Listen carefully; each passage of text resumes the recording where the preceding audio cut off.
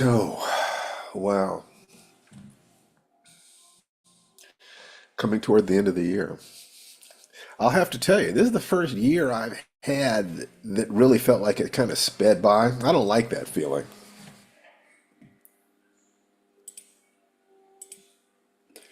I'm going to do something about that.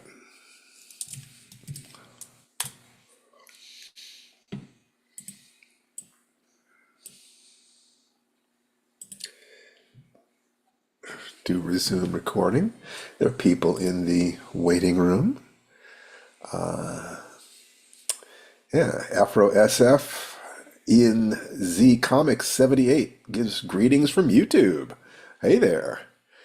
So this way I can take a look at the comments on YouTube, and if there are any questions about anything from over there, I can tell. It gets faster as you age. Well, I understand that. It's a very specific thing called the storage key phenomenon. That when your days are too similar, you tend to lump them together in the same category, and there's less sense of subjective time passing. So the way to combat that is to be sure you have more original experiences and take time to really categorize them. Otherwise, your brain will keep that process, and as you get older, your life becomes more and more similar. You don't have as many distinct experiences that are different. So that's one of the things that you can do to combat that. It is a very real psychological phenomenon. Anyway. So we're gonna get going here in just a minute, and I'm just like really happy to be here. Let me see, where is my good lady wife? I saw her. There's her name. So I'm gonna make her the co-host so that she can focus on those things while I focus on you guys. And as always, I'm grateful to be here with you. It's another week of life.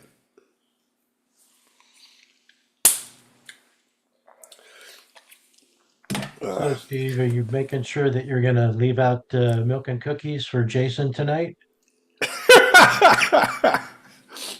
Not your Jason, the Jason. Oh, the Jason. Yeah, I guess I'd better. I mean, I if I unless I left out a whetstone or a cleaning rag for his hockey mask. I mean, it's just want to be sure that Jason feels. Does Jason feel anything? I don't know. Yeah. It's kind of interesting that the new those remakes. I guess Rob Zombie did remakes of the Friday the 13th movies, or did some new ones, and people were commenting that Jason seemed sadistic. He wasn't generally sadistic. He just killed you. He didn't twist the knife or torture you or anything like that. He just kill you. Um, but the new ones, he really did seem to take delight in the pain, which disturbed people, which is kind of an odd thing. The psychology of people who watch Friday the 13th movies, and I'm one of them, is a little odd in the sense that killing all these teenagers is okay, but don't enjoy it. Or I feel disturbed. It's an odd situation. So at any rate, it is 12 o'clock. It's time for us to get going because I want to do as much as possible in the time that we have together. And I'd like to start, as I always do, or as I try to remember doing, to have you unmute yourselves and say hi and high five the people on either side of you. So we can, Hi. hello. Hello. Yes, remember Hello, that your day hello. has to Nice to start with see you energy. all. Yes, good. Hello there. I'm seeing faces that I recognize and some faces that I haven't Hello. seen here Hello. before. It's what? Hello. Hello, hello, hello. Hello. There Hello. are people. Hello. Hello. That's right. Three Stooges. Mantan Moreland almost became a stooge one time. That was an interesting and odd thing to discover. Anyway, my name is Stephen Barnes, and I'm the creator of Firedance and Life Writing and Associated Technologies. Firedance is the specific application of life writing, which was the study of how Joseph Campbell's model of the hero's journey applies to life itself as well as to our writing. And Firedance is a specific way of applying this. The most specific exercises start with the breathing, doing 60 seconds of deep, slow diaphragmatic breathing uh, on the hour at least 5 times a day. That is kind of the buy-in for this. You actually have to deal with the physiology of it. Otherwise, you'll chase your problems around inside your head. And that's not where you can really solve this stuff. You solve the stuff in the world, and your body is what connects you to the world. Your mind is how you analyze what's happening in the world and build a map of it. But don't confuse the map with the territory, as Korzybski would say. So, my partner in crime is the amazing Tananarive Dew. And are you there, sweetheart? She sometimes is getting herself ready for the camera and she's not quite ready. There, wait a minute, wait a minute. Yes, Here. Oh, I'm yes, muted. there she is. Hello. Hello. How I are you, sweetheart? no need to spotlight me, but okay. That's I okay. want to. It's good to see everybody. And yeah, I was just about to post a reminder for those of you who are writers, and I know several of you are, that we have a half price sale, holiday sale going right now on our live courses in 2025. We don't always do live courses, but we have 3 live courses planned for 2025, and they're on sale right now at half price. So check out the link in chat. And I'm only mentioning that now because I was literally typing those words when you spotlighted me. But other than that, Okay. I'm excited. I'm coming up to the close of a big chunk in my novel, kind of a Yeah, full. you're more than halfway through, aren't you? I think I'm more than halfway through, and So it's let me ask you a question. When yes, you get to the halfway point in your novel, is it a little bit like cresting a hill? Can you feel the yeah. momentum on the other side? Absolutely. Especially when I finish the chapter I'll be working on today and this weekend, which is the thing that unites the contemporary storyline with the historical storyline. Because some of you may know my novel is based on my short story, Incident at Bear Creek Lodge, which is about a child who has a terrible incident with his mean grandmother, who was a Hollywood star. And I won't say too much more about it, but there's a creature in the story and readers have been very patient with not knowing where it came from. Why is there a creature? It just fits. It's like, oh, terrible weekend with grandma. Of course, there's a creature. But in a novel, you have to make it more explicit and provide more context. So this weekend, I'm writing the scene where we figure out where the creature came from. It's kind of a twist. I have a twist in the reformatory. It's not as big a twist as that one, but it's kind of a twist because the creature is an animal we've met before, let's just say. And we had no clue it was going to be this creature. So that's the fun part. And I think from here on down, it should be smooth. I'll say skiing instead of sailing since it's set in the snow.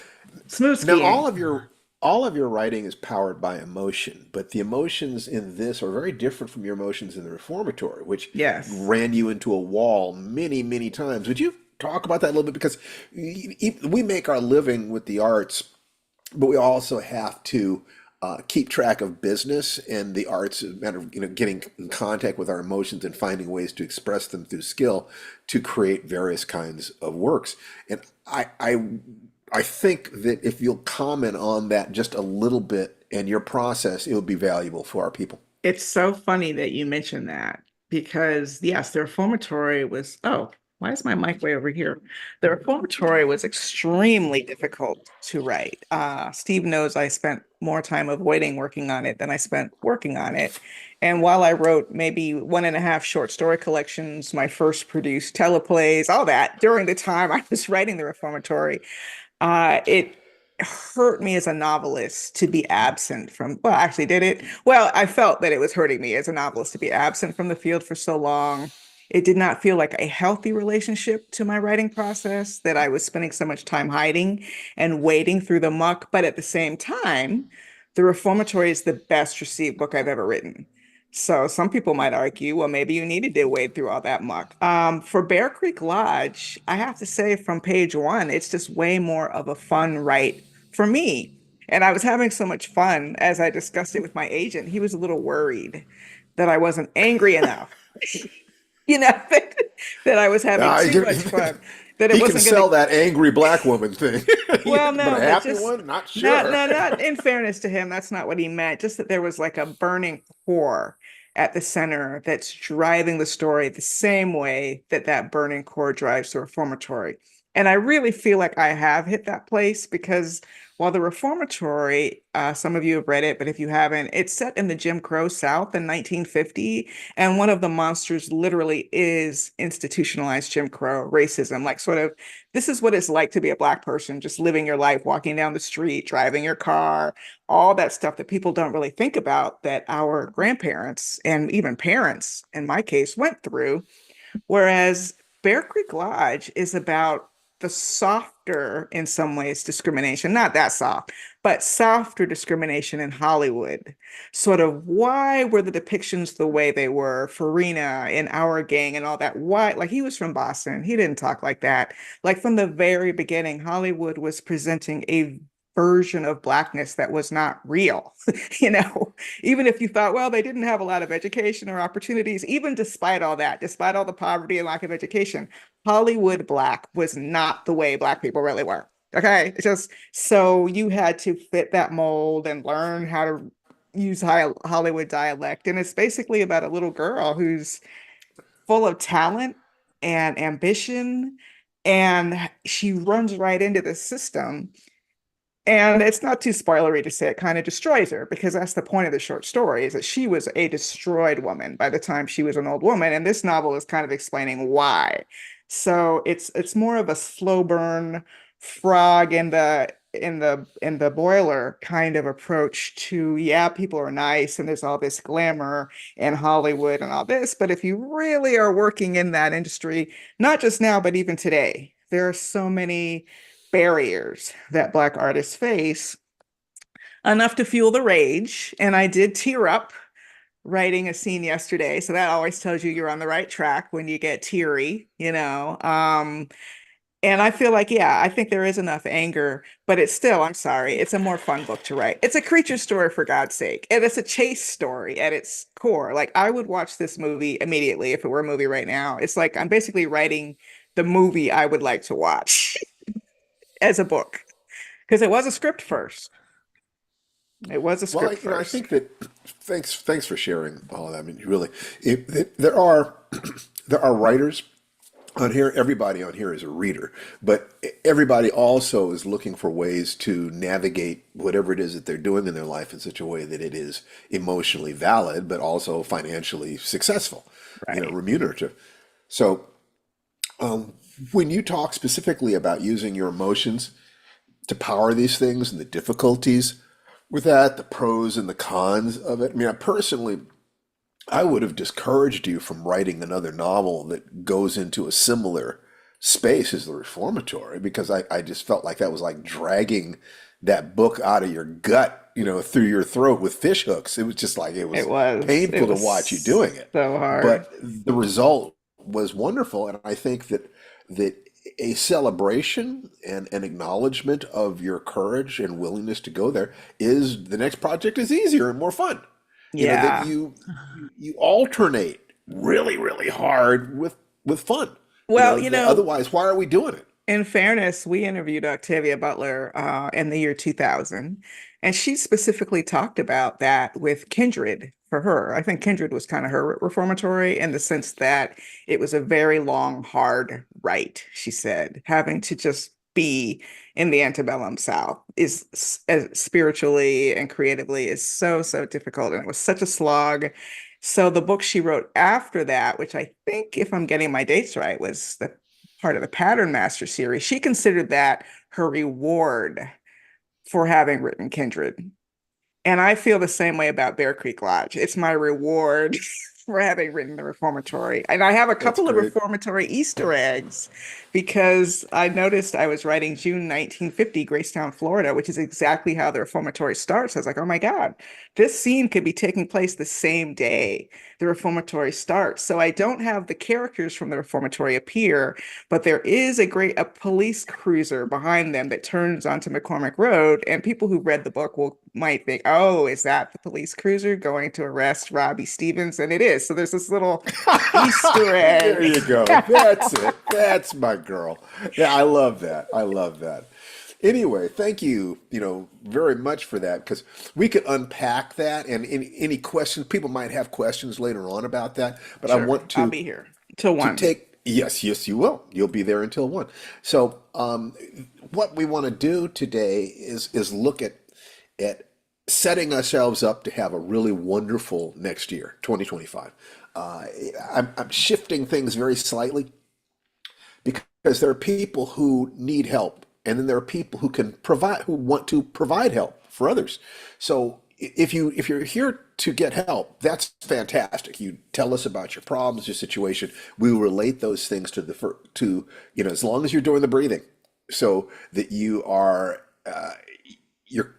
working on creating a safe space for yourself in the midst of the stress. And then, the next step after that is creating that morning ritual and deciding what you want to do and modeling and so forth and so on. But that's where it all starts is being sure that you have a little pinhole in your stress that enables you to take a breath. So you can look around yourself and say, okay, what do I do?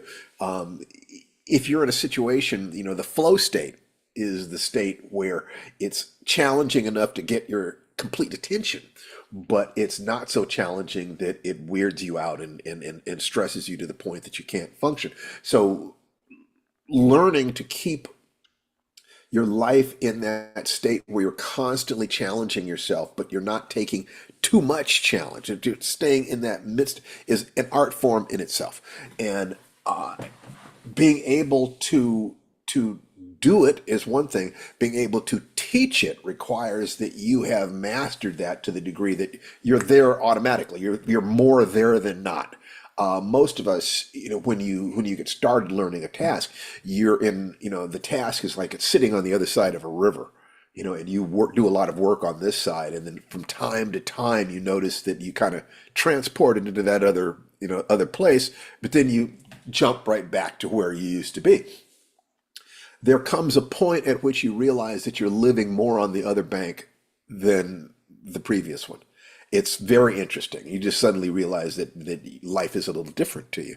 And at that point, you can start exploring that bank. And some people stay there, and other people explore that bank and then come back to the edge of the river and say, this way, and this is how you build a bridge, and this is where the rocks are across it. That sort of bodhisattva energy. There are plenty of people who do that, and libraries are filled with the books, and universities are filled with, and ashrams and so forth are filled with people who are trying to communicate how to get from one state to another, knowing that the core goals, the most important goals of humanity, are congruent with the goals of the animal kingdom. The animal kingdom is move away from pain toward pleasure.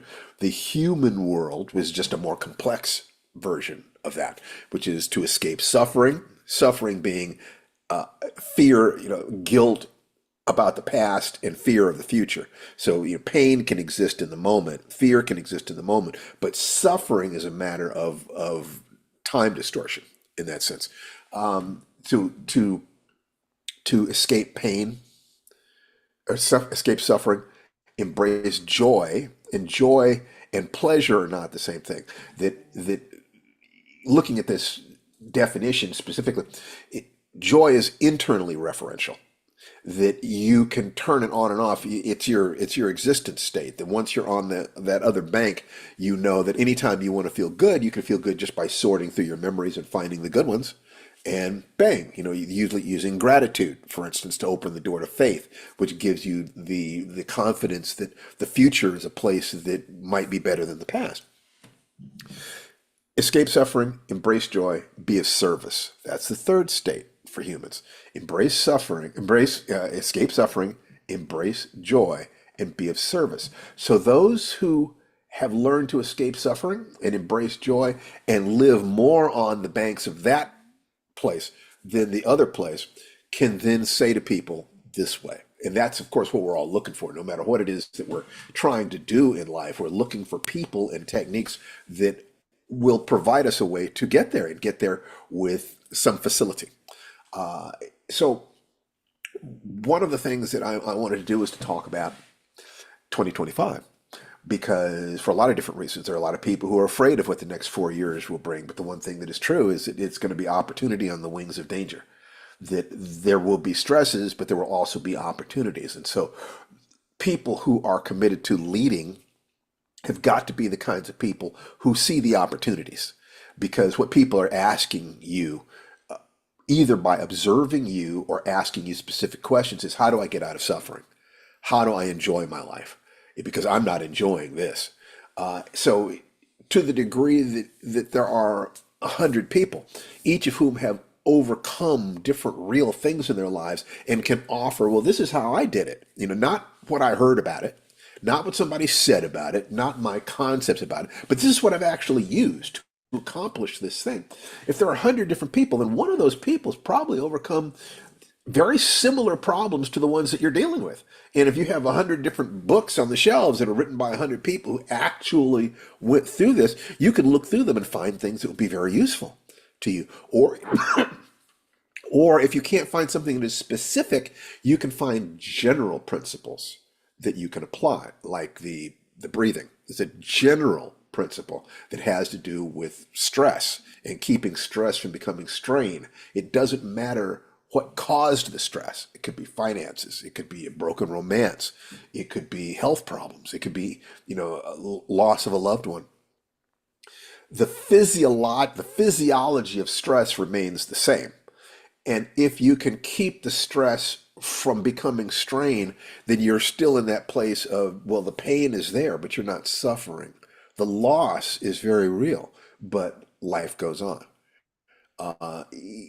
My finances are a nightmare, but I've got a roof over my head, food on my table, so this moment is okay. I'm really, really worried about the future and what's going to be happening.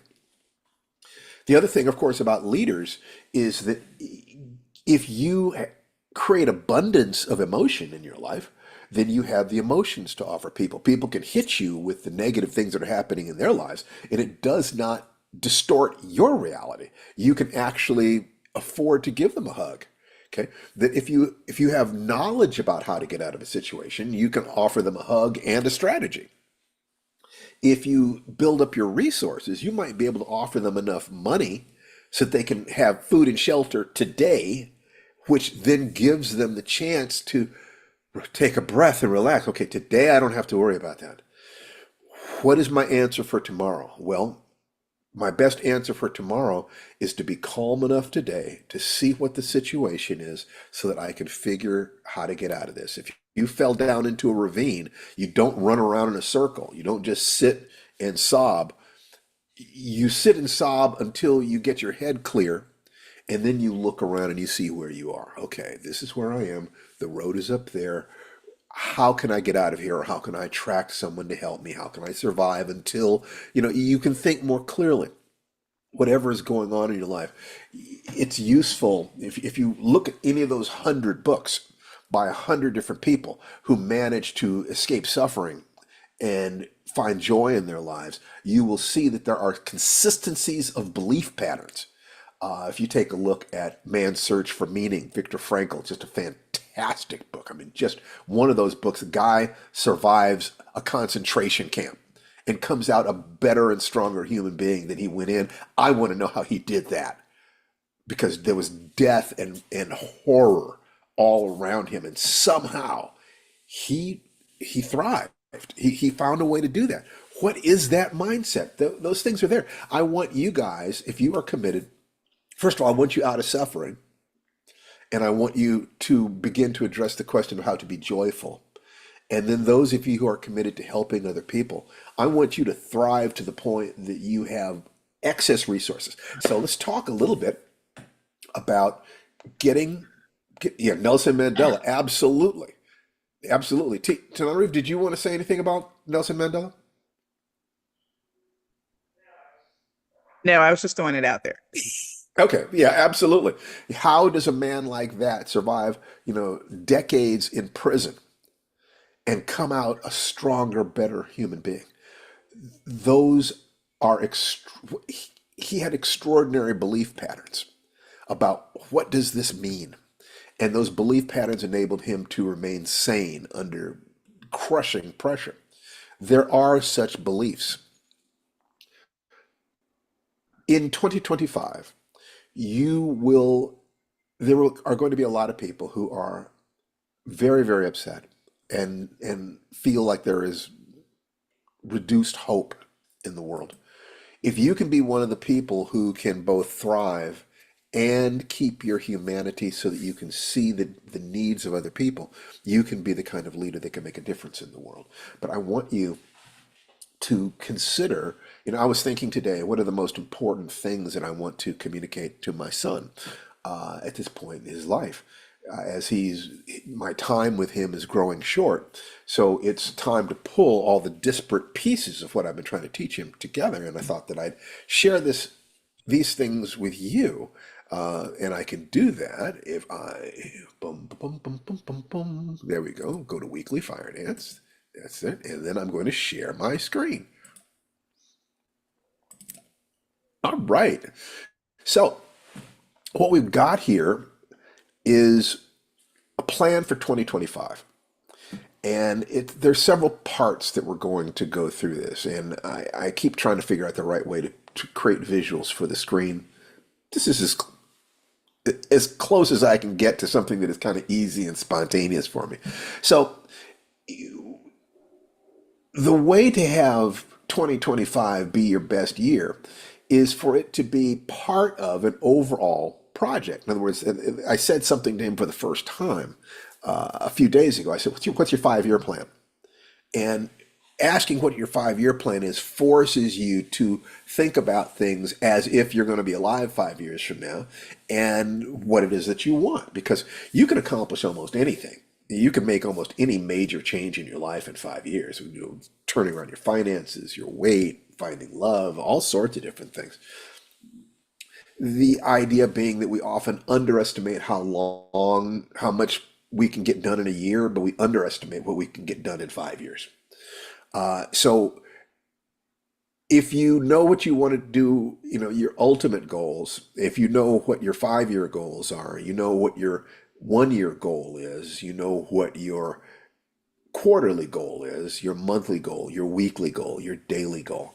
If you can line those things up, and you don't have to do this today, you have to get started. You understand, work backwards from the ultimate goal, which is to escape suffering, embrace joy, and be of service. And all of your financial goals and all of your physical goals and everything else can line up behind that beautifully. And if you accept that as a big goal, then your ambition is not just to pay these stinking bills, but to thrive to the point that you can help others. And I find that's an inspiring thing to do. So the first thing that I want to communicate, and this will be a subject that I'll be talking to him about today, and I would say to anybody trying to get themselves together, is that every day you make a list of the day's tasks. You check that every morning, and then you do the day, and then at the end of the day you check your list. Did you get it done? Yes, no. If no, why didn't you? Do you still think these things are important? Then roll them over to the next day. But if you will just every day remind yourself what your goals are and see, am I taking a step towards accomplishing these things? And then at the end of the day, you check to see whether or not you did it. Okay. Your morning ritual should include not just affirmations of positivity and gratitude, but also who are the role models who can get you what you want. And I'll tell you quite frankly that the thing that hits most people the worst is their finances. That in terms of objective things, people's finances are the most frequent complaint. The number of things that people complain about that can be fixed with money, probably 80% of what you hear people saying. Maybe not quite that much, but if you're looking at the physical, the emotional, the mental, money is disproportionate. Maybe it's 50%, with the other 25% being the other things. But it's big, and it's something that people often don't look at directly. And they often don't let themselves say, I want enough money that I have a surplus.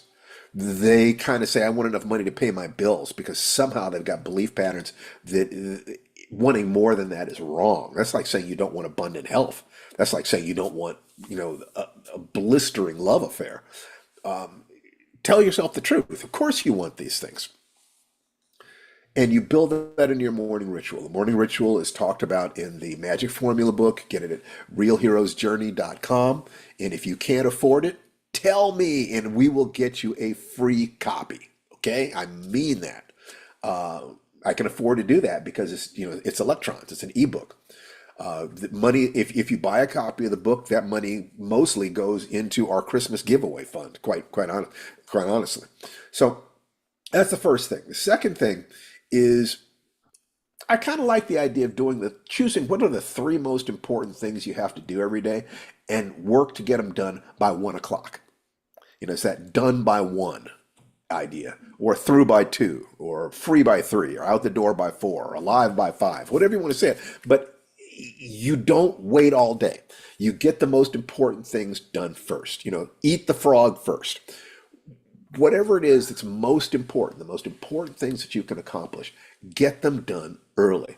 Use the Pomodoro technique. I've got this little cube here. It's just a little cube timer that I can use to set 5 minute, 10 minute, 15 minute, 25 minute blocks of time, and I can focus for those bits of time. If I'm finding myself having a hard time getting focus, I will use the timer. Most of the time, my habits are wired in enough that I can kind of flow between different activities and still at the end of the done look back and see that I've gotten a lot done.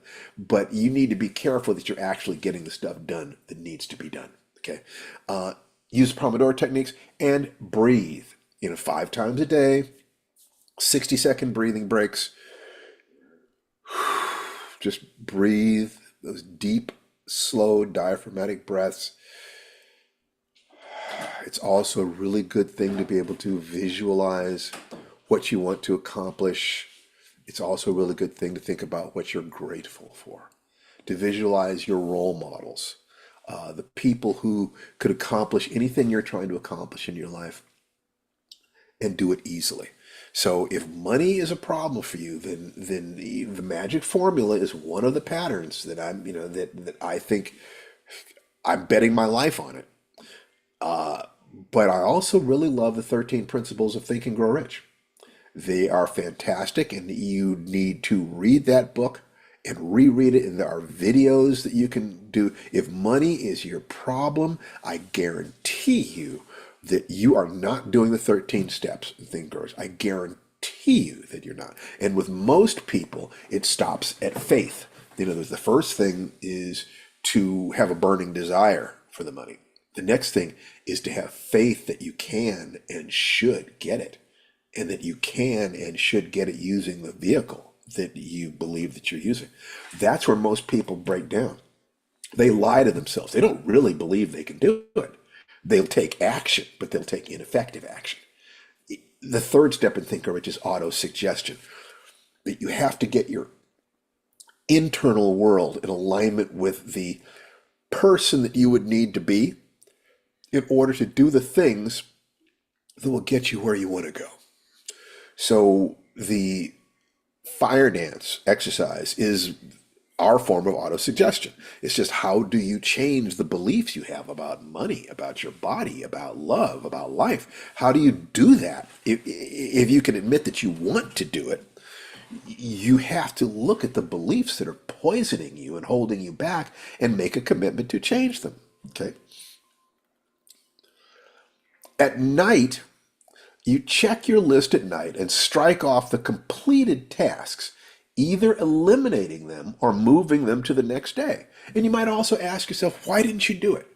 Because if you start seeing a pattern, I tell myself I'm going to exercise, but I end up not doing it. Why don't I do it? You realize that it might be because I have a negative belief about my body, or I'm letting everything else in my life get it in the way of the important things.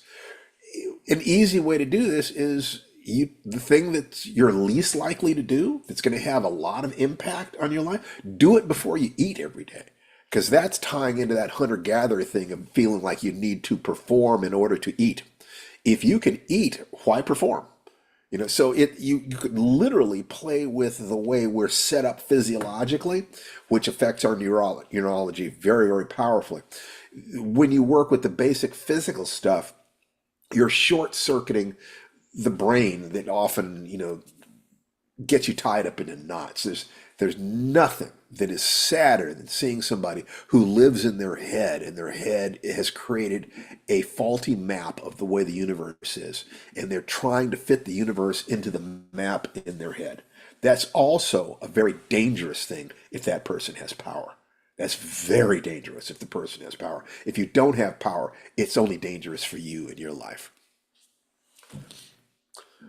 Okay. Now, every week you do a similar version of this, on Sundays, for instance. Every Sunday you spend, an hour maybe planning out your week, looking at what you've done, why you did or didn't do things. Did you accomplish this thing? Didn't you? Maybe you need to break it down a little bit more. You're all constantly modeling the people who can navigate this territory. As I said, use that magic formula, mapper model, constant action, sense of gratitude, clear intention, and a sense that what you're doing, the C in magic, is it is in alignment with your core, your character, the central aspect of your being. That writing is me. I don't write for money. I don't even write. There is no external reason that I write anymore. I write because that's what I do. Martial arts is internal. I don't have a black belt. I am one. That's just what I am. Being a dad, I don't need acknowledgement for the things I do for my family. This is just what I do. I actually have a thing up on my wall. I'm looking at it right now. It's a triangle, and the top of the triangle says Super Dad. Because that's my identity. If I have to do something for my kids and I'm annoyed and I don't want to do it, I have to remind myself of my identity. Who am I? I'm Super Dad. Oh, Super Dad would do that. In terms of martial arts, my identity is Grandmaster. That's what I have that certificate saying that's what I am. I have the years in grade to claim that. And I understand the responsibilities of that. When somebody else within my system needs help, I need to be there for them. How do I deal with stress in my life? That's my identity. And then in terms of my writing, I have master. I think Larry Niven is a grandmaster, and I work with Larry Niven, and he thinks very highly of what it is that I do. So I think I can claim mastery of that. I have no problem with that. I kind of think that anything you intend to do in your life that is important, you should understand it enough to be a master of it, so where you could guide others along that path. You could teach others along that path. And you should aim at 1% progress per week, minimum. That's, and I understand that that's subjective, but it's a nice measurement. What am I doing today to keep my emotions better balanced, to handle my finances better, to eat better, to exercise better, to rest better, to be more connected to the people I love? 1% feels doable. It's about how you feel about it that's important. Success is the progressive realization of a worthy goal. As long as you are constantly, smoothly, slowly moving towards what it is that you want, you're going to feel like a success. If you want it to be faster, you can do that by modeling more precisely, taking massive amounts of action, really just absolutely feeling, diving into the gratitude pool so that you just feel overwhelmed with gratitude every day. Really clarifying your goals and constantly asking, who am I? So that your actions are in alignment with your being. And you do the same thing monthly. Every month you take a look at what you did that month. What do you need to do next month to stay on your track? And of course, quarterly. Same thing. Every 3 months, you take extra time. And, you're doing this every day for 5 minutes, 10 minutes, 20 minutes. You're doing it every week for an hour. You're doing it every month for, an extra hour maybe. Quarterly, you maybe put a little bit more time in. If you're working backwards from the ultimate thing you want to accomplish in your life, isn't it worth a couple hours, per month to make sure that your actions are moving you in that direction? Maybe you want to write a book and increase your finances and, and lose weight, whatever it is. If you're keeping track of it, what gets measured gets managed. And so you do the daily, weekly, monthly, quarterly, and of course, yearly.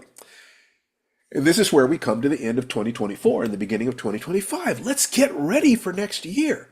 What do you want to accomplish next year? And you can do that, by getting your 5 year plan. Where do you want to be in 5 years? And then work backwards from that and be sure everything is aligned.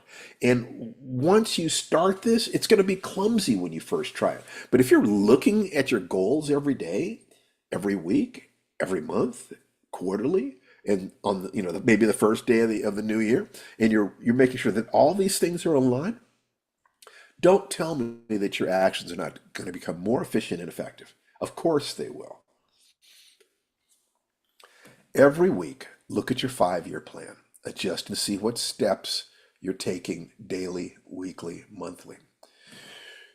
This is not a I'm going to put this all up on the screen at the same time. This is not a bad look at what needs to be done. I'm going to make this smaller so it can all fit up there. Boom, boom, boom, boom, boom. Boom, boom, boom, boom, boom, boom. Okay, so looking at this, for a lot of you, the primary goal that is measurable will be money. For some of you, it will be health. For others, it will be emotional healing. All these things are possible. What you have to do is to find effective maps of people who've dealt with the same issues that you're dealing with and succeeded.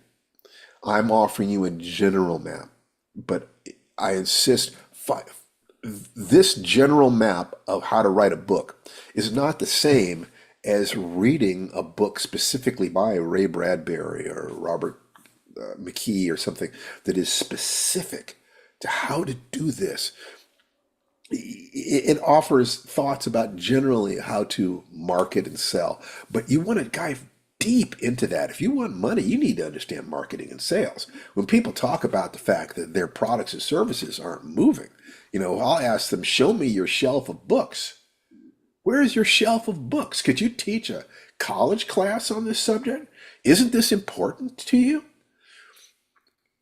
As you go down that path, you keep track of what you're doing, what works, what doesn't work, and you're starting to create your own system. And then hopefully, when you've reached success in those arenas, you will share what you're learning with other people and with us.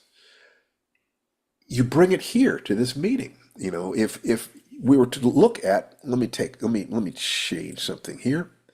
Choosing a virtual background.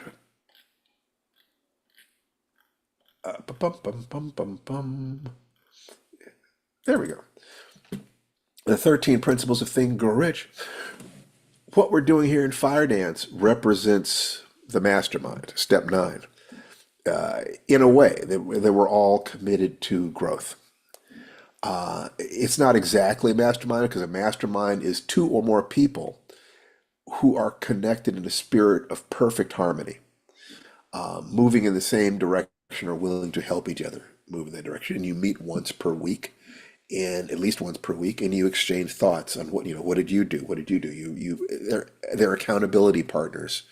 Other things. If money is your problem, and you have not memorized the 13 principles of Think and Grow Rich, you are cheating yourself. It's as simple as that. There are other things that are as powerful in other arenas, but considering that making money is a matter of creating goods and services that are of value or perceived value to your target market, a sufficiently large target market that once they become aware of and convinced of the value of what it is that you're doing, they're willing to exchange their money for your time. And your ability to communicate the value of your products or services will depend upon the efficiency of your communication, but also the quality of your product or service. So making money is about constantly improving the quality of your product or service and constantly improving your networking and your ability to communicate that value. And this can be difficult for some people. So that's the talk about things. I always like to start with a talk, but then go from there to allowing people to ask specific questions about anything that I have discussed. Madeline Diamond, are you wearing a Santa hat? Are you an elf today? Okay, I just wonder. Okay. Anyway, comments, questions, requests about anything that we've been covering here, any project that you have, any issue you have, so we can talk about how to, well, when we teach story analysis, what I do, I don't have people talking about what they like or dislike about somebody's story. I will see, can you recognize the component pieces of the hero's journey in that story? Can you recognize, looking at the chakras, where the character has a wound that they are trying to deal with? And in that discussion, the clarity with which they understand these things will affect the quality of the story. But it's understanding how the structure works. It's really the most important thing. Stephen Bauer. Hi, Steve. I just Hey wanted to there. point out, I just wanted to point out something that for me is important is learning the 13 principles. Um, Remembering it as principles is much more important than remembering it as steps because steps are very linear and you're like, okay, one, I've done one, now I can get to two. Um, but for me, learning them as steps is great, but I feel that I have to apply them as principles. I can't Yes, do you one do. and then the next and the next.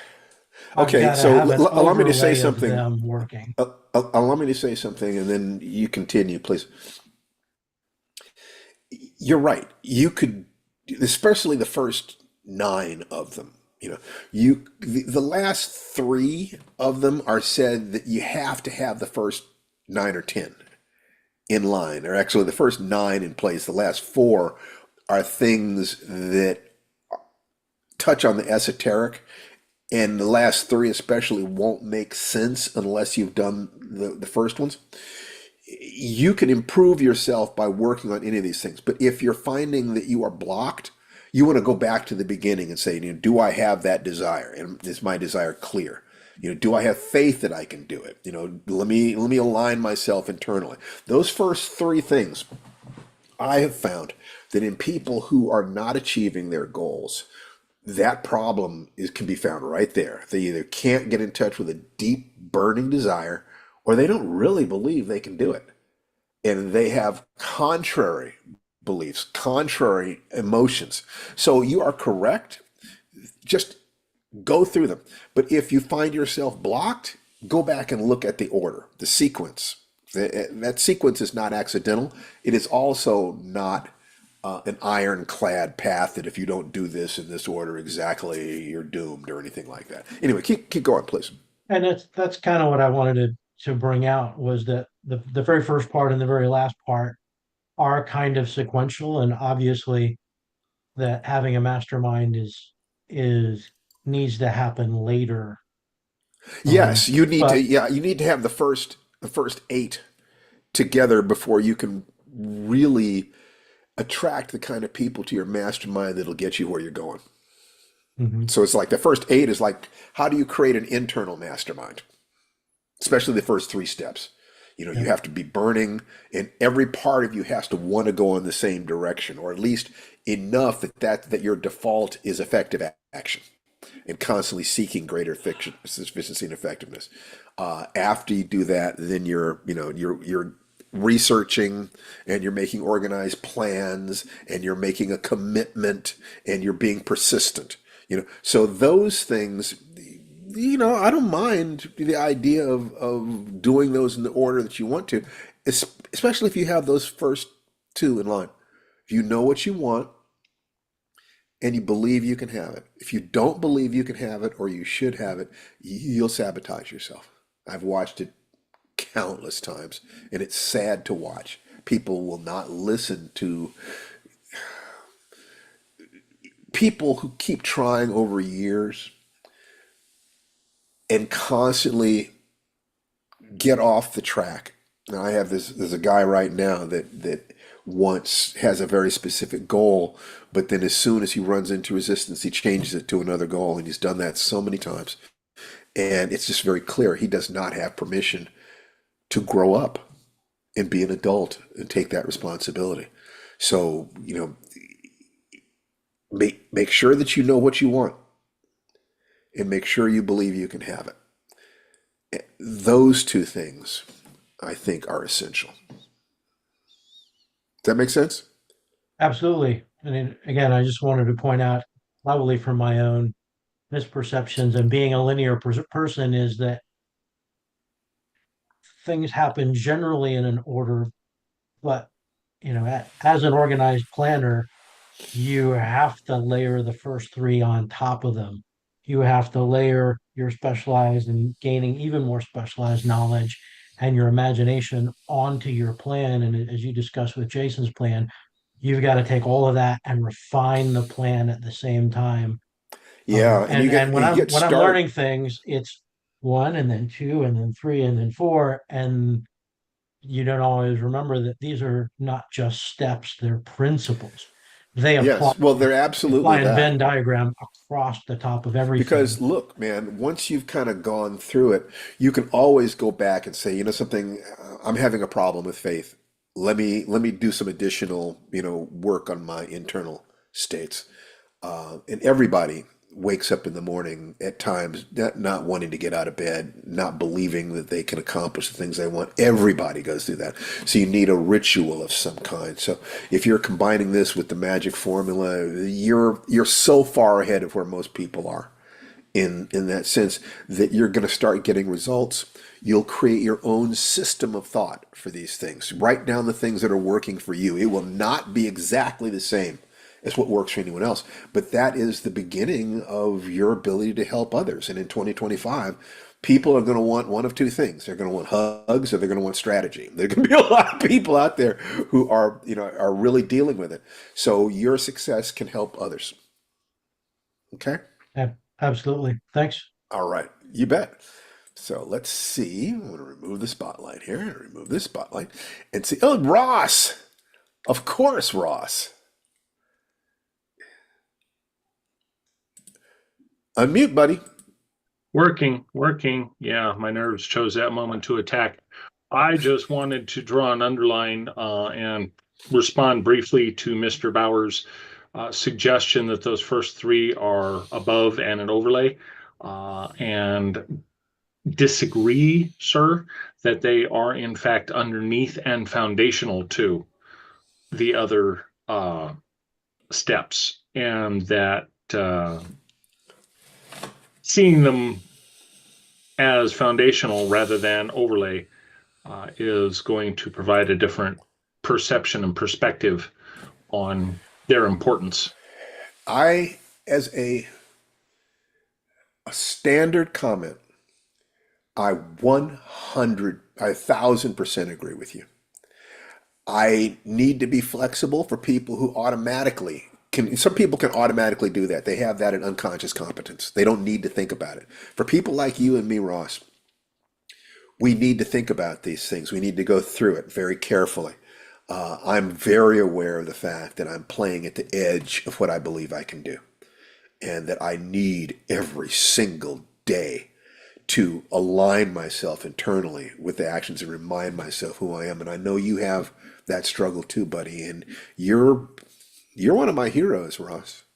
You're dealing with real stuff, and you keep hanging in there no matter what happens to you in the future. What do you do in the future? I'm honored to know you. Thank you, sir. You're welcome. Thank you. I'm glad that you come here so that we can give you cyber hugs, and support you, because life is real. Life is real. I just yesterday I found out one of my old college buddies died of esophageal cancer. And every time that happens, I get to ask myself, what does this mean to me? Could I have, I certainly, could I have done more? Could I have called him back? Could I have done this? Could I have done that? But the most important thing I can do is live my life. That one of these days, other people will be hearing about that about me. And I want to make very, very certain that before that point, I've done everything I came here to do. It's It's tough, man. But faith is so important. If we can't find things to have faith in, in gratitude for, I don't see how we make it through. Just being honest. Is there anything else you wanted to say, Ross? No, thank you. I just thought that that was of a level of import that I wanted to mention it and get some clarification on it. You are correct. And thank you very much, Ross. All right. So let's remove that spotlight and see who's next. Okay. Somebody was saying something about faith. We've got a lot of, I love the chats. The chats are where the action is really happening, I think, sometimes. Somebody made a comment about faith over in the chat. I can't find it. Oh, Chuck L. Chuck L. Chuck L. Hey, Chuck, Yeah, guilty as charged. talk to me. No, I mean, all I said was that gratitude I got, and in fact, one of the things I do every morning is tell my wife Sherry how grateful I am that we have each other and that we have our home and that we have our little aging dog. But it's hard to find much to have faith in right now. That's all I'm saying. Okay, talk to me about that. I just, well, I mean, let's face it. From my point of view, I'm watching something that was a more or less functioning democracy crumble. I'm watching people who should have been leaders turn out to be cowards, frankly, to obey in advance, which is, if you read about how to survive tyranny, the first thing you do is you don't obey in advance, right? Right. And I'm seeing a lot of obeying in advance, and I am not seeing any leadership. Okay, so you're not It's saying gonna any help us leadership. out, yeah. Okay, so what are you doing with your fear every day to become a leader? The world needs you. I've never been a leader, Stephen, and I've No, always seen so myself as step doing up. it.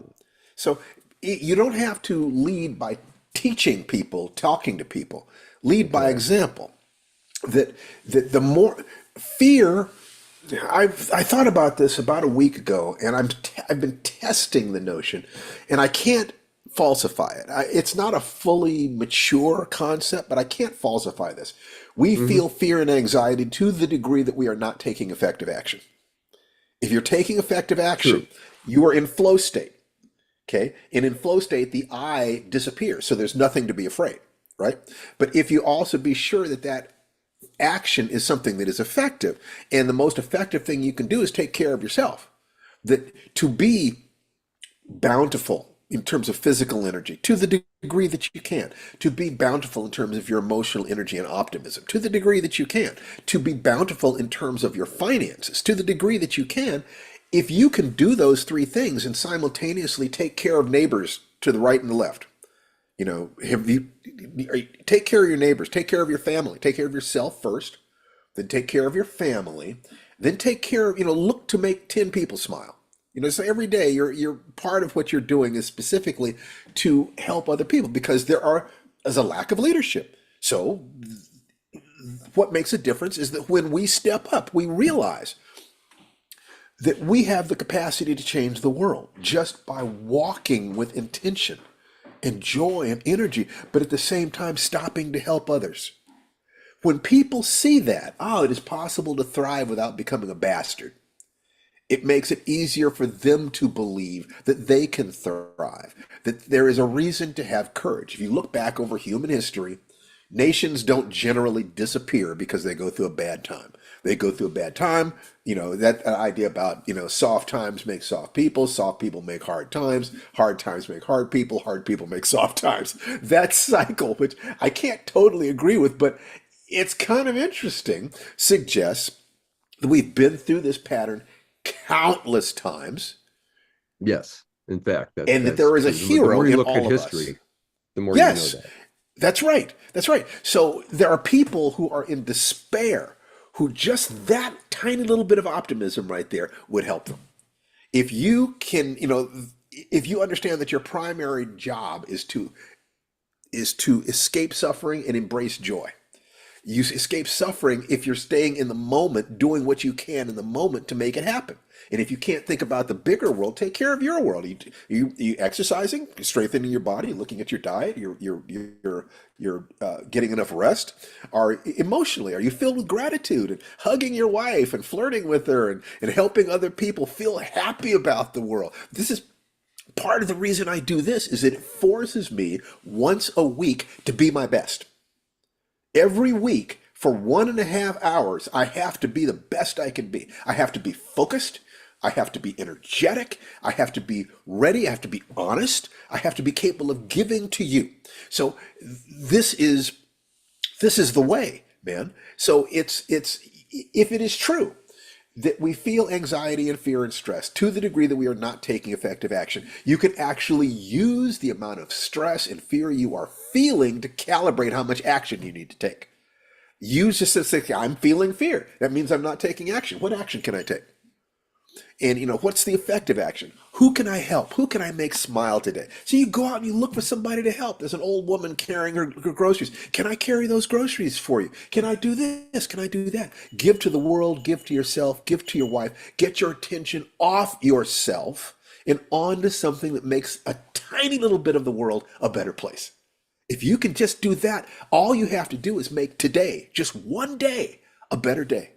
And all you have to do that is have, in this moment, you're alive, you are thriving, you're full of energy, you have so much energy that you can give to others. Only give to others from your increase, from your harvest, not from your seed corn. First, Right. take care of yourself. Then from your overflow, feed the world. That is how we're going to survive the next 4 years. That spirit cannot be beaten. You can kill it, but you can't defeat it. Yeah. By the way, this is one of the reasons I'm on this call now every week, is as my weekly pep talk and reminder That's to right. stick You know, to yeah, to but stick to you that notice plan. this, like, the energy has to be there. So Mhm. it's like the energy is the hug. So I'm giving you a hug with the energy, but I'm also giving you strategy. I'm telling you how to Yeah. do this. Exactly how I create that energy every day. Exactly how I wake up in the morning, meditate, center myself. I will smile, which triggers endorphins. Then I'll ask myself, what do I do today to justify the smile? Who can I help today? I need to get out of bed because my wife is depending on my son. My cats need to be fed. Whatever it is that takes you to going. Then I'll do my yoga. And while I'm doing that, I'm doing my affirmations. While I'm doing the yoga, I'm reminding myself my body exists as my vehicle in this world, and I have a vehicle in this world so that I can do the things I need to do before I meet up with my friend who died of esophageal cancer. When Right. I go, I want to go used up. As long as there's still anything inside me to give, I ain't ready to go. So Right. what I want you to do is show up here, let me hug you, but also let me talk about the strategy. Let's brainstorm how to do it. So that you've got that little lift. I'm not a motivator guy. I'm not a motivation guy. I'm a strategy guy. Hmm. What motivation is part of that strategy. Being able to feel, and all motivation is believing that the things you're doing will create more pleasure than pain. That's all it is. It's like you're doing push-ups, not to do push-ups, but because you believe that you're going to look better in the mirror and your wife's going to go, hey now. It's like whatever it is, you associate something positive to the action because it's often painful to do things. And if you wait until you are hurt before you let yourself, like I ran right into this. 2 months ago, I hurt my hip. And I just kind of let myself think, well, it'll work its way out. And no, it did not. And 2 weeks ago, I realized that the problem was I wasn't doing yoga every day.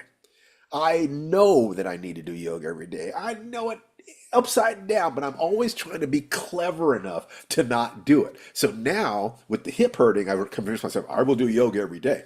But if I do that because I'm hurting, then the instant my hip stops hurting, my motivation for doing the yoga will drop and I'll go right back to the old pattern. I do not want to go back to the old pattern because the next time it might not be my hip. See, the yoga contains within it things that I don't even know are there, that they're doing things. So I have to find a way to love that time. I have to find a way to be looking forward to that half hour, that 45 minutes, to the whole day. So I can't wait to do yoga again. I have to, because otherwise I will not do it regularly enough to get the real results I want. The same thing is going to be true of my writing. I have to love it. Same thing has to be true of being a dad, being a husband, being a good pet owner. You have to love it. Okay, because otherwise, if you're doing it from pain, the more you do, the lower the motivation. If you do it from joy, the more you do, the greater the motivation, because you're getting more and more positive feedback. I'm doing this, it feels great. So you understand that what you want is to save 10 people. That these are hard times, and not everybody has the resources that you have. And if you are committed to being the best you can be so that you can help other people, you will have more motivation than if you're doing it just for yourself. But start with yourself, go from there to your wife and your family, and there to your neighbors, and there to helping strangers. And you then become one of the heroes that can, and it has to be a diffuse thing. It can't kill us all. Can't kill us all. It's all they can do is try to scare us into being silent and forgetting Yes. that the masses actually have the power. We Right. always have the power. If we don't want this, we can change it, and we always can. So keep coming back, Chuck, and be honest about that feeling of, I'm depressed, I'm this and that. What I promise you is that I will never get on this call if I don't have energy to give you. It will never happen because I know how to do it. And the only reason it would happen is if I neglect it or if I get egotistical enough to think I don't need to. No, I know I need to do certain ritual things every single day to be this guy. I know it Right. and I do it. Well, in fact, Okay? I started putting down a daily ritual. As you were talking, I saw the list and thought, I should add things to my daily when I get up ritual. So now I've got a meditation, a movement exercise, and my Duolingo. But Yeah, fine. But during your movement exercise, be sure that's where you do your affirmations. And right, make sure you're doing your breathing and then your ritual. Those right. are the first couple things. If you're feeling negative, then who do you know other than me? I mean, you're always welcome to use me as a mentor. I mean, seriously. But who do you know that would be able to deal with the stresses of life right now with joy and laughter and efficient, effective action? Research. In history, there are such people.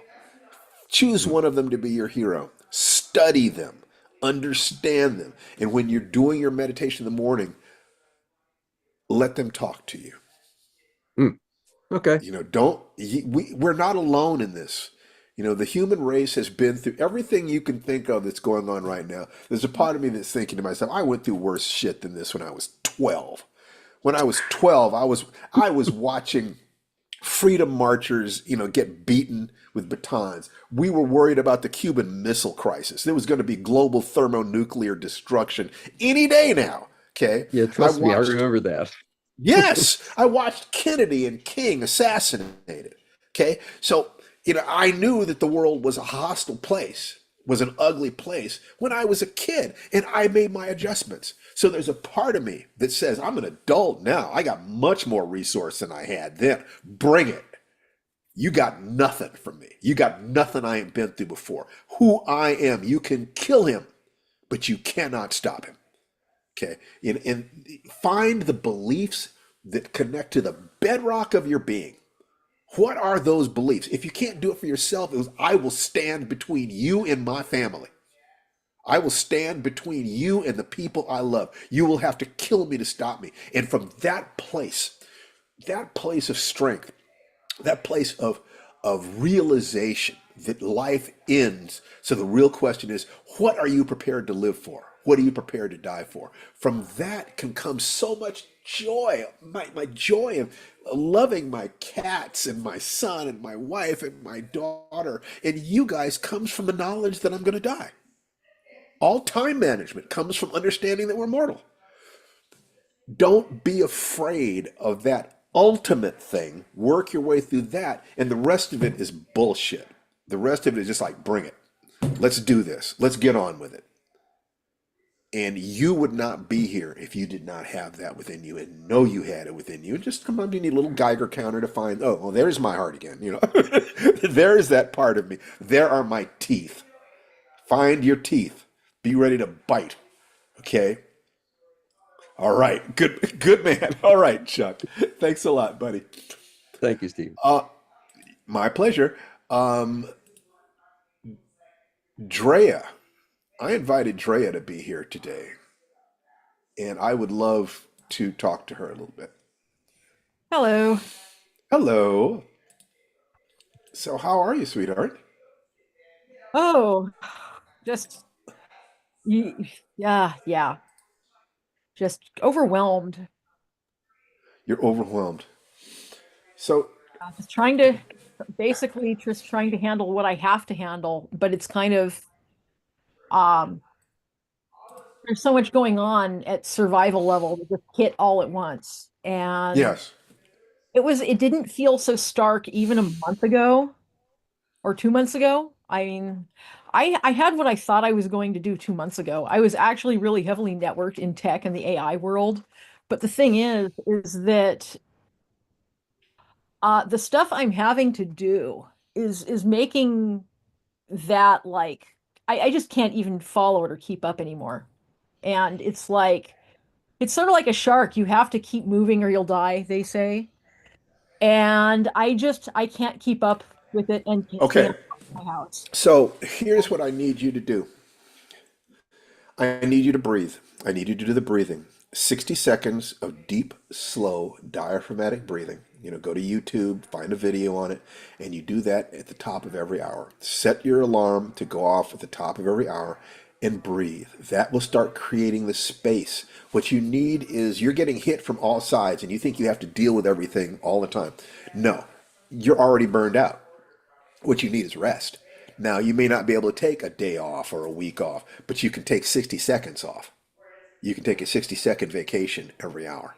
That time belongs to you. The more critical it is to act, the more important it is to pause before you act. It's like if I have to go from first gear into reverse, I have to go through neutral. Otherwise, I will strip my gears. So that's the first thing. If you will do that every day for at least 5 times for the next 2 weeks, it will have a massive effect. And you can reach out to me on Facebook every day and report to me how you're doing, and I will respond. But that will give you the leverage that you need to get going. First, create a safe space. Okay? Okay. Yeah. And just, let me know. We've known each other for a long time, sweetheart. I care about you.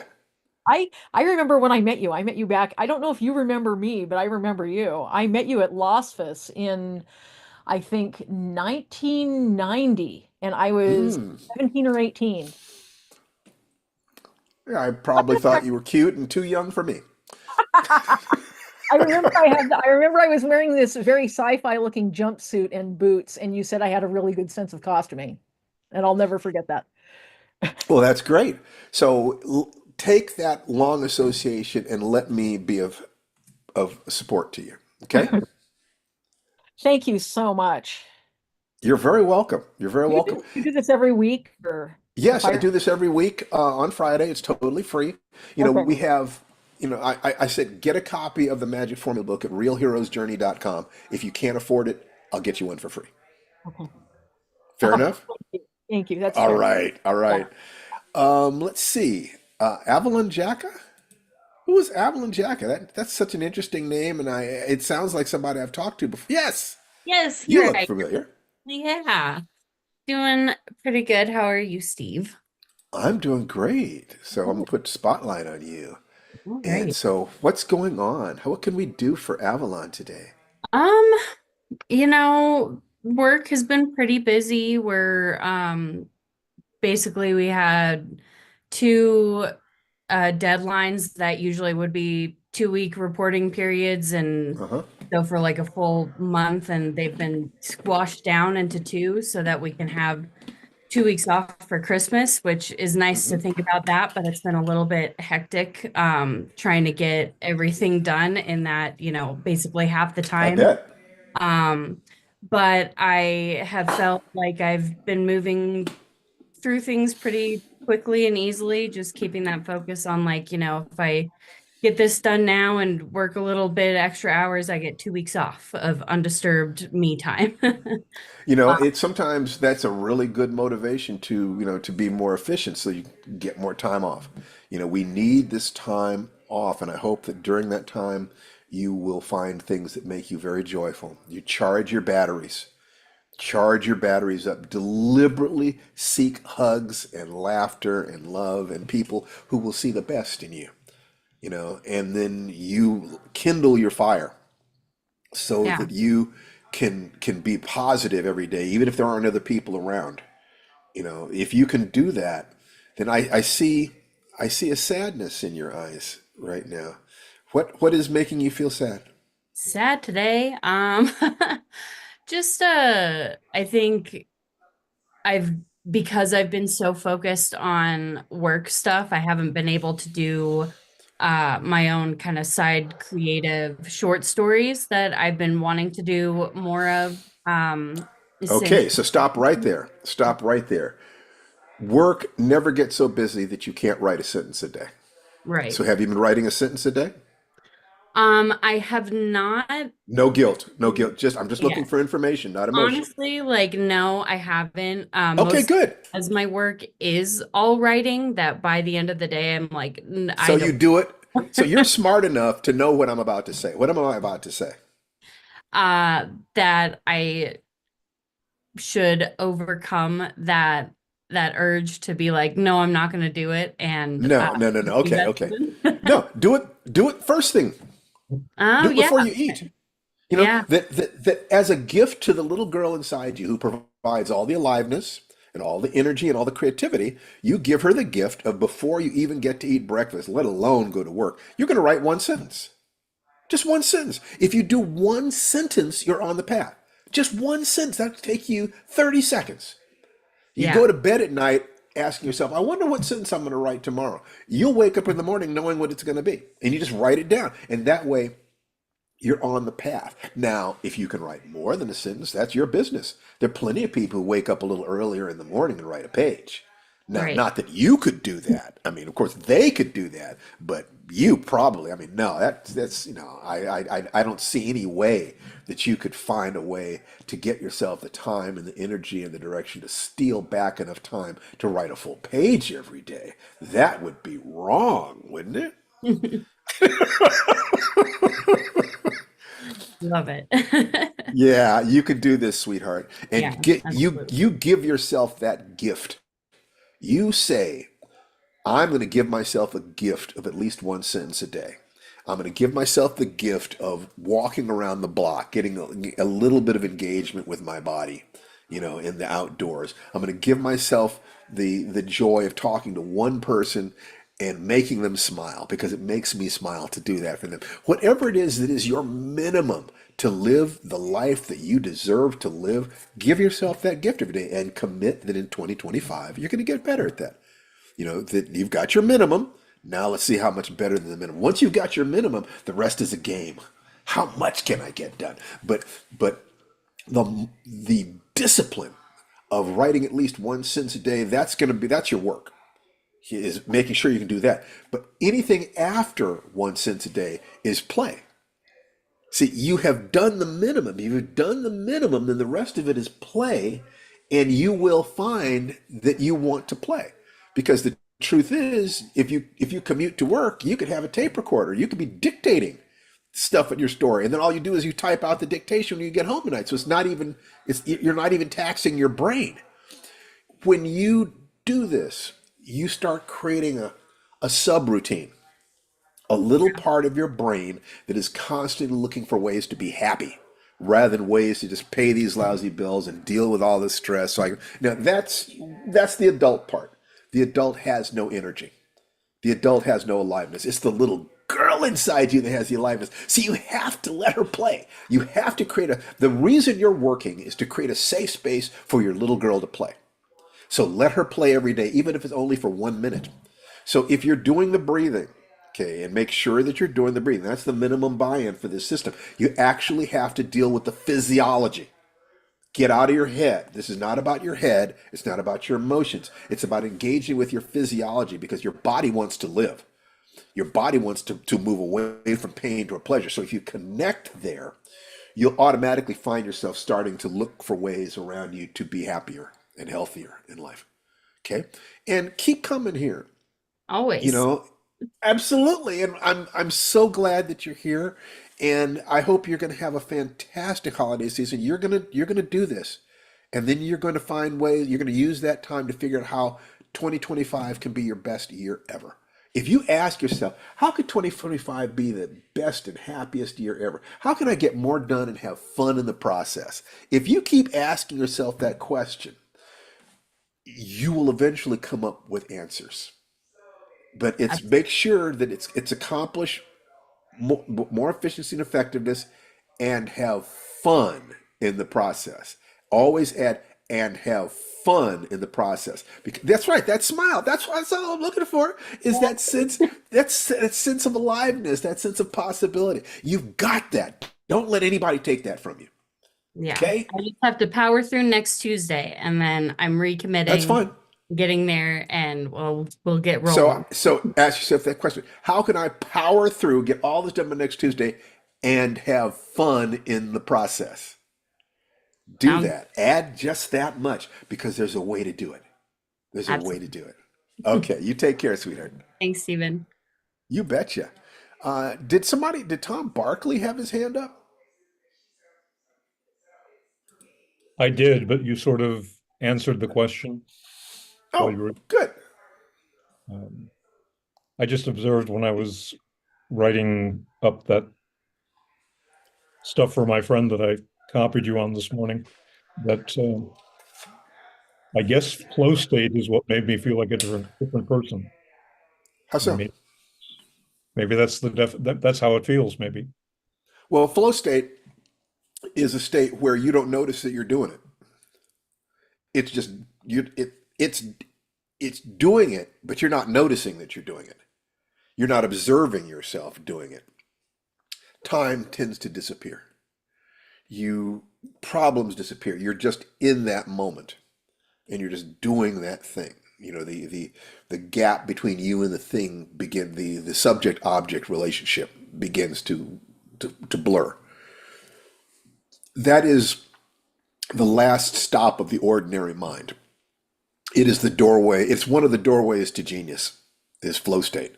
All geniuses spend, lots of their time in flow state doing the thing, studying the thing, teaching the thing. They're, that's what they do. You're not observing yourself doing it unless you're at a very high level, in which case it's possible to be in flow state and observing. That's different. That's master level stuff. Don't even worry about that. Just be sure that every day you find some time for flow state, doing something that is also productive towards solving your problems. And if you do that, you're not going to feel fear or anxiety while you're doing it. That's what you're looking for. What are the states of positive action where I'm not feeling anything negative? I'm just engaged in the moment. Those are the moments that will save you. You start collecting those. Whenever I'm teaching Tai Chi, there's times when people are struggling to remember this and this and this, and other times when they did a turn and they were just with that turn. And those are the moments. You start collecting those moments till you get more of them and more of them, more of them. And pretty soon, at some point, you pass a 51% point and you're living on that other shore. And that's when it's like, oh my God, I don't live here and visit there occasionally. I live there. There's a new here, and I can see the person I used to be, and I'm not that guy anymore. I'm this guy. That's really interesting, and that's a point at which, if you have kept track of how you did it, you'll be able to help other people. You'll be able to say, "This is what I tried," and if they talk to 100 different people, one of them will have an answer that works for them. So you get to join the ranks of people who are helping to save hearts. Okay. Yes. All right. Anything else, Tom? No. No. Okay. All right. Let's see. Shanta Cannon. Are you related to Jennifer Cannon? Are the two of you related? Yes, she's my sister. Oh, okay. Hi. So, just just for the sake of fun, let's put you both on screen at the same time. Uh-oh. Uh, I know you're going to say that. well, let's just start with Shanta. How are you, sweetheart? What can we do for you today? I'm pretty good. I want to just tell you that I've been doing the breathing exercises on a regular basis. Sometimes it's been more than 5 times a day, but it has been really, really, really, really, really, really, really helpful. Yes, So, it's dealing directly with the physiology. Get out of your head. yeah, I love intelligence and I love smart people, but smart people tend to run around inside their heads in a circle with their hair on fire, and yes. it's just like stop, It, breathe. You own at least one out of every 60 minutes in an hour, don't you? You can't give me a reason you don't deserve 1 minute of rest in 60. But the world will try to take that minute from you. You've got to take that minute and love yourself and celebrate your life. Oh, there's Shanta and Jennifer. I just wanted to get you both at the same time here. I snuck you in. That's okay. I'm going to put myself up there too because I love being up there with the pretty ladies. So, if you guys are here and can mutually reinforce each other, you take a look at step 9 behind is the mastermind. If the two of you would every week just have a conversation about how did your week go? Did you keep your word to yourself? Did you do your breathing? How was your morning ritual? That you start building your resource circle of people who are heading in the same direction, who love you and trust you. And even if you have conflicts, and all siblings do, there's more stuff that holds you together than pulls you apart. yes. And by supporting each other in your goals, and remember your primary goal is to move away from pain towards joy, to escape suffering, embrace joy, and be of service. Whatever it is you're doing in life, if you can find a way that it is true to who you are and moves you away from pain, and moves you towards serving the people that you love, then every single action in your life has meaning. Cleaning the cat box has meaning because that means I've got healthy kitties. Right. I've got help changing diapers. I used to look at a dirty diaper as a sign that my baby is alive. My baby is alive and healthy. Think about how I'd feel if there were nothing in the diaper. Uh-oh, time to go to the doctor. Life is messy, and so are we. But love and connection and purpose and faith make everything worthwhile. There are in 2025, we need you to be a candle in the night. We need you to be burning with your passion, your joy. We need you to be doing stuff that's fun for yourself every day. Every single day, you do something that's fun. Every day. It's a sacred obligation to have fun, to giggle, to skip, because the world will try to suck all of that out of you so that you are too weak to fight. If you can have fun, that's escaping suffering, right? You can't suffer and have fun at the same time. Embrace joy, which means that joy is not pleasure. Pleasure is I eat the ice cream and I feel good. Joy is more like anytime I want to, I can remember a time I ate an ice cream sundae with my mom. We went to Baskin Robbins, and I'd gotten a good grade, and she'd promised me that if I got a good grade in my class, we'd go to Baskin Robbins and get ice cream. And I sat there, and she was so beautiful. And my sister was there, and it was just the best day. And I've still got that memory in my heart. My mom is gone, but the memory is still there. I can feel joy anytime I want to, just like people can feel misery at any time by remembering the bad days and the bad times. Deliberately set yourself up to be happy, to be grateful for the blessings you have had in your life. Because when you're grateful for the blessings you've had, it's easier to have faith that tomorrow can be better than yesterday.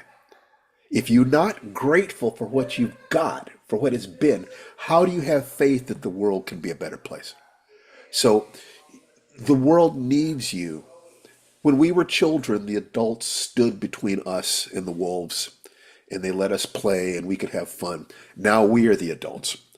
And if we don't stand up, then the children are not safe, and they don't get to grow up to be strong adults because they were dealing with too much stress too soon. And all you have to do is take a look at the kids in the favelas in Brazil who have no parents, and they're basically wild animals who are just stuck on the level of survival. We have so much to be grateful for. If we can live in that gratitude and then take that into our lives and every day make sure to do things that are positive and powerful and moving us in the right direction, and we take joy from every single day. Something like, I'm not doing my writing, just one sentence. So let me ask you, Jennifer, what could you do? What small thing could you do every day that you have not been letting yourself do that would make you happy? Oh my gosh. So the things that you've already said to the people that you've spoken to, because my excuse is I work in corporate, I work in IT, I have not been writing my sentence because all this other stuff takes priority. So you already gave the answer. I need to do all this Excellent. before. I need to do all this first so I can actually check it off my If you do checklist. this right, 10 Mm-hmm. minutes a day, you can do, your writing. You could do a few exercises. Mm-hmm. There are many different forms of exercise that don't take very much time to get started. So you choose one like walking around the block for the five, doing 3 repetitions each of the 5 Tibetans, doing a little bit of yoga, whatever. Doing remembering what you have to be grateful for. Just allowing yourself, I'm so grateful for a strong, healthy body. I'm so grateful for the people who love me and trust me. Literally every day while I'm doing yoga or Tai Chi, I will say, I'm so grateful for the people who love me and trust me. My daughter, Nikki, my son, Jason, my beautiful, brilliant wife, Tanana Reeve. You have any idea how blessed I am to have a woman like Tanana Reeve do in my life, my partner, my love, my best friend? I'm filled with gratitude, and there are always problems, and there always will be problems, but we are walking this path of life together. Dear God in heaven, how can I not understand the blessing that I have? And that knowledge, that miracle gives me the strength to be who it is that I need, and I can feed you guys from my abundance, from my overflow. I will never give you my seed corn. I will never give you the things I use to nourish myself. What I give to you guys is my overflow. And every week, every day, every moment, I try to have more energy than I need to do this thing. I can't always do it, but that's always my commitment. So your commitment needs to be to work in corporate America and have fun in the process. To keep enough energy back that you're doing the things that you would do for free. That you are nurturing the little girl you used to be. That you're filling yourself up so that you can give your family joy. And the people look at you and wonder, how can you be so happy? There's so much unhappiness in the world. And you look at them and you say, breathe.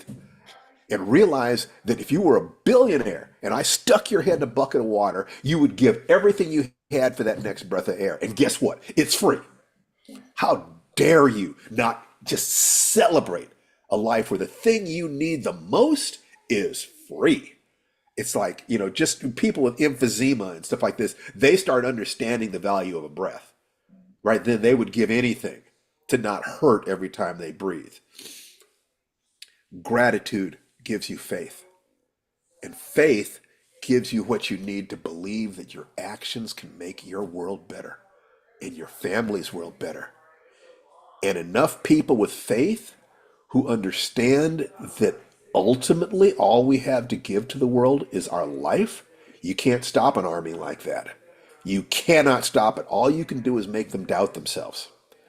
Because a person willing to die can accomplish almost anything. And the greatest leaders we have ever had understood that clearly.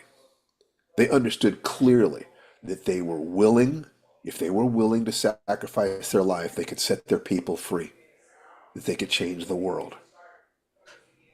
Your task is to have the healthiest, happiest, most loving and expansive 2024. You will finish those stories. You will start submitting those stories. You will have fun with it, and you will support your sister, and she will support you. And every week you will talk to each other about what you're doing, how you're doing it, what you've learned, what you need to learn. How can I help you? This is how I need support. And you will keep it short and sweet and loving, because that bond cannot be broken this side of the grave.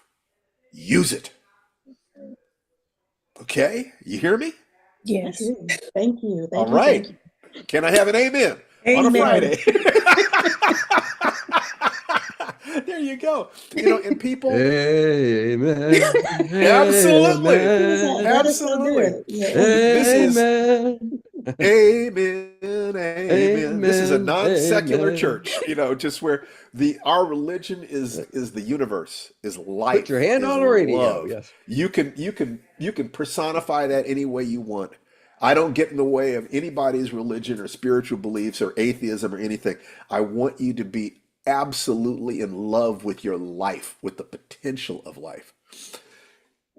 I would like for you guys to unmute yourselves and say goodbye to everybody. And Thanks, Bye, y'all. y'all. Everyone. yeah, Bye. every Friday Bye, we're everybody. here. Bye, The Bye, URL is everybody. www.thefiredance.com. Come here, get your copy of the Magic Formula book. If you can't afford a copy, let me know. I'll get you a free copy. Thank you so much. I, I'm I going would, to. Have a good huh? week, y'all. Yep. Have a good week, everyone. Be Have a well. good week, and I'll close this today as I always do, saying that the divinity within me salutes and acknowledges the divinity within each and every one of you. Namaste. Take Namaste. care. Be Namaste. wonderful. Be loving to each other. Be gentle with yourselves. You're doing the best you can. Bye bye.